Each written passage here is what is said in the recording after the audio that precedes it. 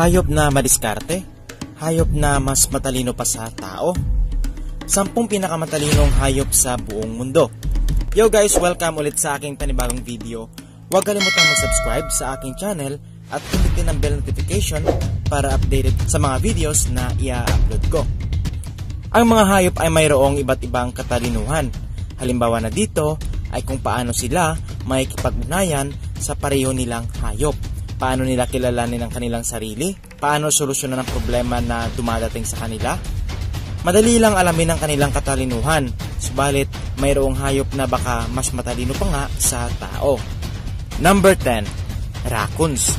Sa isang pagsusuri ng National Wildlife Center and the University of Wyoming, binigyan ng pagkain ang isang raccoon.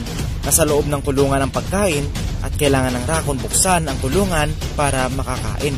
Nabuksan ng raccoon ang lock ng kulungan at dahil dito, ang hayop na ito ay may kakayahan na maihahambing sa tao. Number 9. Dogs or aso. Ang aso ay tinaguriang man's best friends. Ang aso ay makakaintindi ng emosyon ng tao, nagpapakita ng simpatiya at marunong kumilala ng mga simbolik na mga lingwahe. Ayon sa pagsusuri ng isang eksperto, ang aso ay makakaintindi ng halos 165 na salita ng tao. Isipin mo na lang kung gaano katalino ang hayop na ito na kasama natin sa ating mga bahay. Number 8. Parrots. Ang parrot ay sinasabing katulad ng isang bata. Alam naman natin na ang ibon na ito ay marunong magsalita ng salita ng tao. Ang ibon na ito ay marunong magresolba ng puzzle at magtugtog ng piano. Ang African Grey Parrot ay natututo ng mga salita ng tao ayon sa kanilang naririnig na siyang ginagamit nila para makipag-communicate sa tao.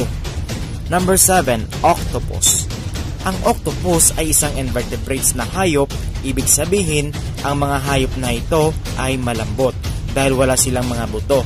Sa isang pagsusuri, makikita natin kung paano nakalabas ang octopus sa isang saradong garapon. Nakakatakot isipin na ang ganitong hayop ay may taglay ding talino katulad ng mga hayop na nabanggit ko sa video na ito. Number 6. Pigs or baboy.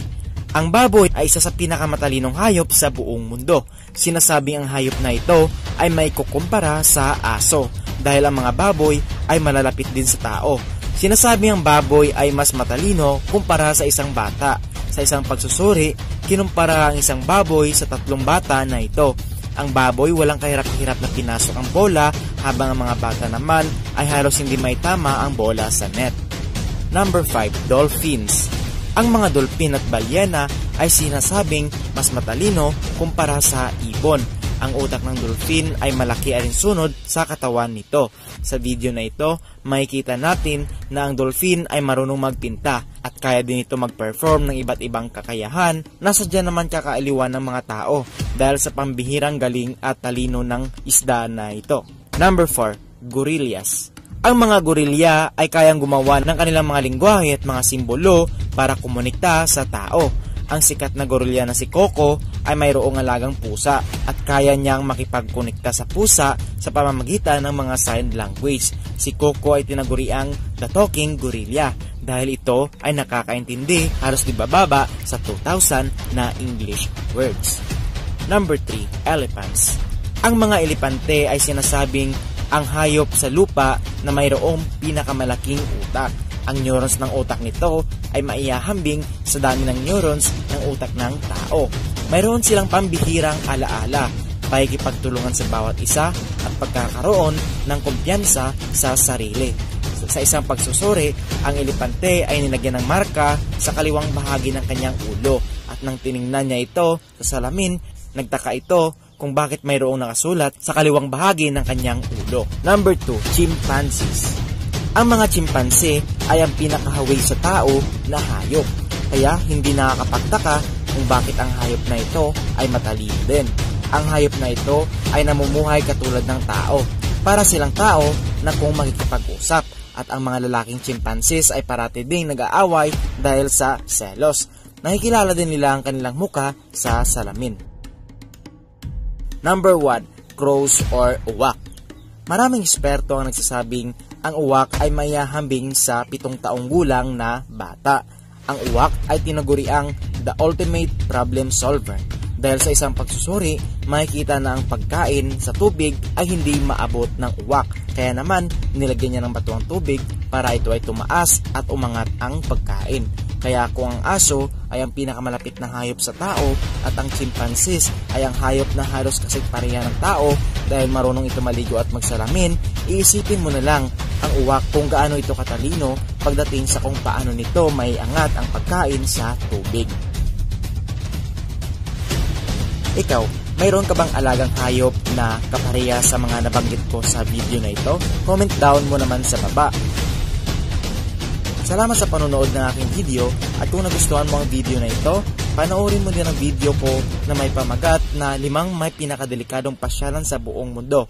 Huwag mo din kalimutan mag-like, mag-iwan ng comment at isubscribe na rin ang aking channel para updated ka sa mga videos na i-upload ko. Maraming salamat at hanggang sa muli. Salamat po sa ating tagapanood and sa ating supporters ng channel na ito. Thank you so much po sa inyong lahat. So kung nagustuhan itong video na ito, baka pwede nyo po ako bigyan ng isang like dyan. And share nyo din sa family and friends nyo.